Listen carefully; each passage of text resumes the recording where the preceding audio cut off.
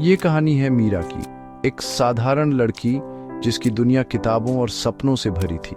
वह अक्सर अपने कमरे के कोने में बैठकर नई नई कहानियों में खो जाती थी और अपने ख्वाबों की दुनिया में उड़ान भरती थी। दिल्ली के छोटे से अपार्टमेंट में उसकी जिंदगी ठहरी हुई थी, लेकिन उसकी खिड़की के बाहर दुनिया भाग रही थी। हर दिन वही रूटीन, वही अकेलापन, लेकिन बाहर की हलचल में उसे हमेशा कुछ नया देखने की उम्मीद रहती थी। एक शाम बारिश में जब बूंदें खिड़की पर टपक रही थीं, मीरा ने बोरियत में सोशल मीडिया ऐप खोला।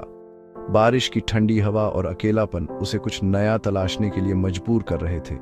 स्क्रॉल करते हुए उसकी नज़र आरव नाम के प्रोफाइल पर पड़ी। बायो में लिखा था, शब्दों में खोया एक मुसाफिर। ये लाइन मीरा के दिल को छू गई, जैसे किसी ने उसके मन की बात कह दी हो। मीरा ने बिना सोचे समझे फ्रेंड रिक्वेस्ट भेज दी। उसे खुद भी नहीं पता था कि क्यों, लेकिन दिल ने कहा शायद यही कोई खास रिश्ता बन जाए। हैरानी की बात, रिक्वेस्ट तुरंत एक्सेप्ट हो गई और आरव का मैसेज आया, हाय, एक और मुसाफिर से मिलकर अच्छा लगा। मीरा के चेहरे पर अनजानी सी मुस्कान आ गई। उस एक मैसेज से बातचीत का सिलसिला शुरू हुआ। संगीत, फिल्में, कविताएं, सपने, दोनों की रुचियां मिलती चली गईं और हर चैट के साथ दोस्ती गहराती गई। मीरा को लगा उसे कोई ऐसा मिल गया है जो उसे समझता है, उसकी बातें सुनता है और उसके ख्वाबों को अहमियत देता है। आरव की बातें गहरी थीं, वह मीरा की हर बात को ध्यान से सुनता। मीरा को पहली बार लगा कि उसकी भावनाओं को कोई सच में समझ रहा है। मीरा की सूनी दुनिया में आरव रंग भरने लगा। उनकी दोस्ती गहराती गई और मीरा के चेहरे पर मुस्कान लौट आई। मीरा सुबह सबसे पहले आरव का मैसेज चेक करती, रात को उसी से बात करके सोती। उसकी दिनचर्या में अब एक नई खुशी शामिल हो गई थी। आरव उसे अपनी कविताएं भेजता, मीरा उसकी बताई फिल्में देखती। दोनों एक दूसरे की पसंद नापसंद जानने लगे थे। मीरा को एहसास नहीं हुआ कि वह एक ऐसे इंसान पर भरोसा कर रही है जिसे उसने कभी देखा या सुना नहीं था, लेकिन दिल से वह उसे अपना सबसे करीबी मानने लगी थी। ये दोस्ती एक खूबसूरत सफर बन गई थी। मंजिल अनजान थी, लेकिन मीरा को अब हर दिन एक नई उम्मीद और खुशी मिलने लगी थी। अब आरव मीरा की आदत बन चुका था। हर सुबह उसकी चैट से शुरू होती और रातें भी उसी के ख्यालों में गुजरती। उसका हर मैसेज मीरा के दिल में हलचल मचा देता। कभी कभी तो एक इमोजी भी उसके चेहरे पर मुस्कान ले आती। मीरा घंटों शीशे के सामने खड़ी होकर सोचती, अगर कभी आरव से मिली तो क्या कहेगी। उसने मन में कई सपने बुन लिए थे, जैसे पहली मुलाकात कैसी होगी, क्या वो भी उतना ही नर्वस होगा। वह आरव के साथ पहाड़ों पर घूमना, सनसेट देखना और उन पलों को हमेशा के लिए यादगार बनाना चाहती थी। उसकी कविताएं सुनना चाहती थी। मीरा को लगता आरव की आवाज़ में कोई जादू है जो उसे सुकून देता है। उसे लगता था आरव जैसा सच्चा इंसान कोई नहीं। उसकी बातें मीरा के दिल को छू जाती थीं। मीरा ने अपनी जिंदगी के राज, डर और छोटी छोटी खुशियां भी अपनी डायरी में लिखी। कमजोरियां सब आरव से साझा कर दिए। उसे लगता था आरव उसकी हर बात समझता है। उसे पूरा भरोसा था कि आरव उसे कभी जज नहीं करेगा। उसके साथ मीरा खुद को सबसे ज्यादा सुरक्षित महसूस करती थी। उसकी दोस्त रिया ने कई बार समझाया, तूने उसे कभी देखा नहीं, सिर्फ चैट पर इतना भरोसा ठीक नहीं। लेकिन मीरा हंस कर टाल देती, तू नहीं समझेगी, ये दिलों का रिश्ता है। उसके लिए ये रिश्ता बहुत खास था।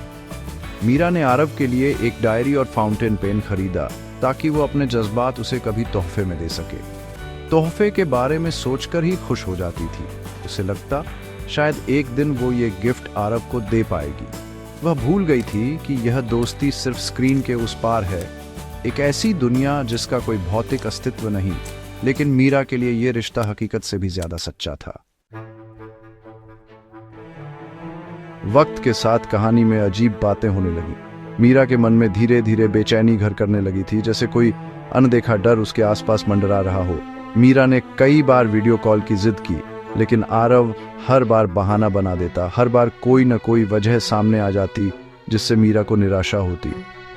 कभी नेटवर्क खराब, कभी कैमरा टूटा, कभी शर्मीला होने का बहाना। मीरा को लगने लगा कि ये सब कुछ ज्यादा ही बार हो रहा है। मीरा ने पहले यकीन किया, लेकिन बार बार ऐसा होने पर शक होने लगा। उसके मन में सवाल उठने लगे, क्या आरव सच बोल रहा है? आरव कई दिनों तक गायब रहता, फिर अचानक लौट आता। उसकी गैर मौजूदगी मीरा को बेचैन कर देती थी। मीरा परेशान होकर उसे मैसेज करती, लेकिन जवाब नहीं मिलता। हर बार इंतजार लंबा होता गया। लौटने पर आरव माफी मांगता, शायरी भेजता, मीरा फिर मान जाती। उसकी मीठी बातों में मीरा का दिल पिघल जाता। वह अपने शक को दबा देती, खुद को समझाने की कोशिश करती कि शायद वही ज्यादा सोच रही है। एक बार मीरा ने उसकी आवाज सुनने की जिद की। उसे यकीन था कि आवाज सुनकर सब ठीक हो जाएगा। कॉल पर आवाज अजीब थी, जैसे बदली गई हो। मीरा को लगा जैसे कोई और बोल रहा हो। आरव ने कहा, गला खराब है, लेकिन उसकी सफाई में भी कुछ अधूरा सा था। मीरा को तसल्ली नहीं हुई, लेकिन उसने खुद को समझा लिया। उसने अपने मन को शांत करने की कोशिश की।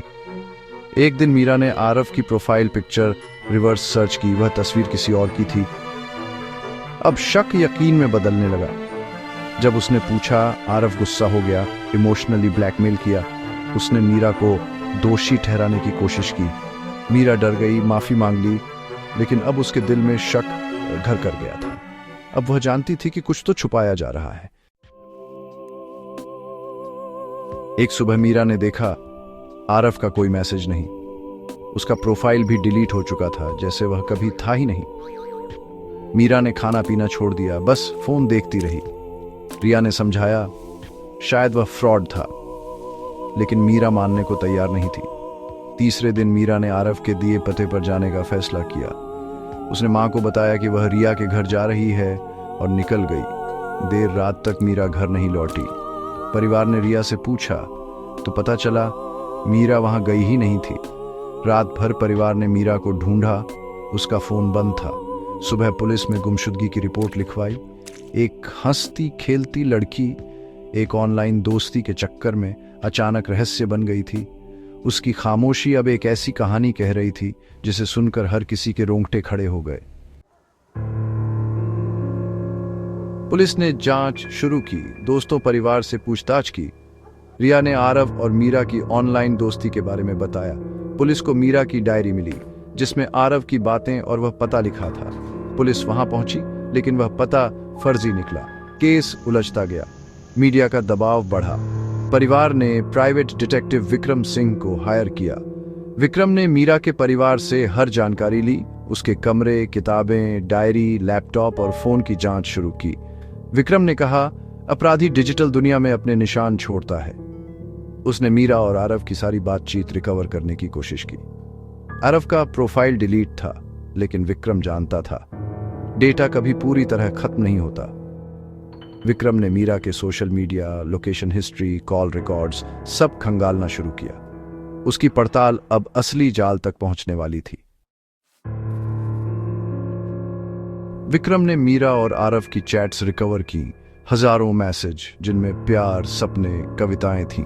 उसने आरव के लिखने के पैटर्न, खास शब्दों और इमोजी पर ध्यान दिया। एक पैटर्न उभरने लगा। विक्रम ने आरव के प्रोफाइल से जुड़े आईपी लॉग्स ट्रैक किए। आरव वीपीएन से अपनी लोकेशन छुपाता था, लेकिन एक भारतीय आईपी बार बार फ्लैश होता था। विक्रम ने उस आईपी की लोकेशन ट्रेस की, दिल्ली के पास नोएडा। अब उसके पास एक ठोस लीड थी। उसने टीम को उस इलाके में भेजा, लेकिन और सबूत चाहिए थे। विक्रम ने सोचा, शायद आरव ने और लड़कियों को भी फंसाया हो। उसने लिखने के पैटर्न से सोशल मीडिया पर ऐसे ही प्रोफाइल्स खोजे।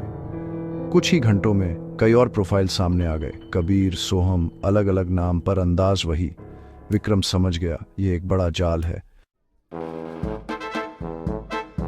विक्रम को अब यकीन हो गया, आरव, कबीर, सोहम सब एक ही शख्स के नकाब हैं। उसने इन फेक प्रोफाइल से जुड़ी लड़कियों से संपर्क किया।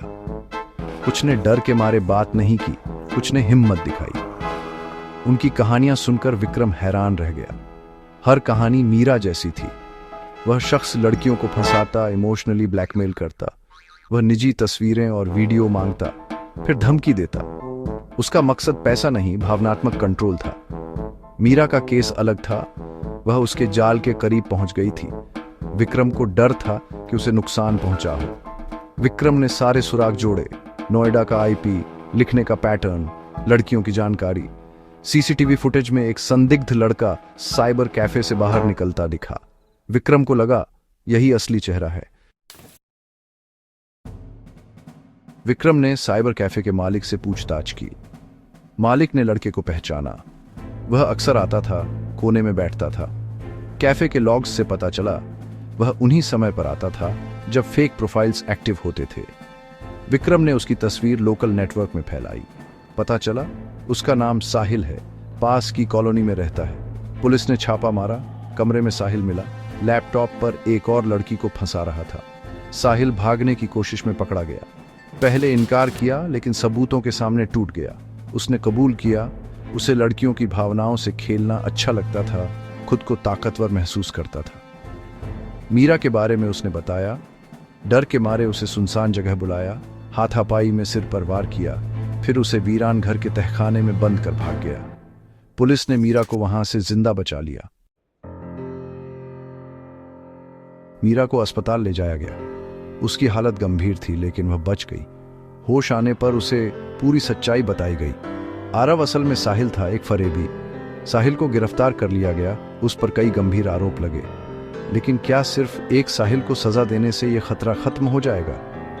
डिजिटल दुनिया में न जाने कितने नकाबपोश छिपे हैं जो मीरा जैसी लड़कियों को शिकार बनाते हैं। ऑनलाइन दोस्ती आकर्षक लगती है, लेकिन यहाँ खतरे भी छिपे हैं। स्क्रीन के उस पार कौन है हम नहीं जानते। जरूरी है कि हम ऑनलाइन सतर्क रहें, किसी अनजान पर भरोसा न करें, निजी जानकारी साझा न करें और रेड फ्लैग्स को नज़रअंदाज न करें। याद रखें, सच्ची दोस्ती और प्यार को नकाब की ज़रूरत नहीं। डिजिटल दुनिया खूबसूरत है, लेकिन इसकी रोशनी में छिपे अंधेरों से सावधान रहना ज़रूरी है।